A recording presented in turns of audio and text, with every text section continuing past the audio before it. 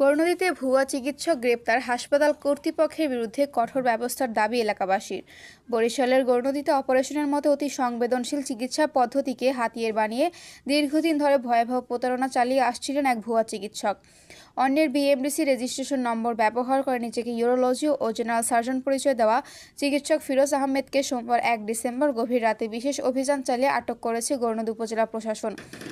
উপজেলা প্রশাসন জানায়, সহকারী কমিশনার ভূমি ও নির্বাহী ম্যাজিস্ট্রেট মোহাম্মদ মেহেদী হাসানের নেতৃত্বে পরিচালিত অভিযানে উপস্থিত ছিলেন উপজেলা স্বাস্থ্য কমপ্লেক্সের মেডিকেল অফিসার ডাক্তার প্লাবন হাওলাদার এবং গৌরনদী মডেল থানার পুলিশ।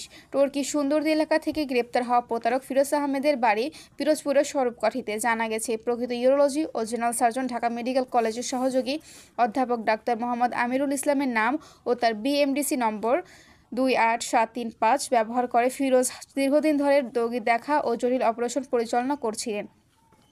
আলহাজ নূর মোহাম্মদ মুন্সি হাসপাতালে চাকরির আড়ালে তিনি বরিশালের নানা প্রাইভেট হাসপাতালে বিভিন্ন ঝুঁকিপূর্ণ সার্জারি পর্যন্ত করেছেন বলে প্রাথমিক তদন্তে জানা গেছে। আটকের পর জিজ্ঞাসাবাদে অন্যের সার্টিফিকেট ব্যবহার, অপারেশন করা এবং রোগীদের প্রতারিত করার বিষয়টি স্বীকার করেছেন ফিরোজ। প্রশাসনের পক্ষ থেকে রাতেই মামলা দায়ের করা হয়েছে। এই ঘটনায় এলাকায় চরম ক্ষোভের সৃষ্টি হয়েছে।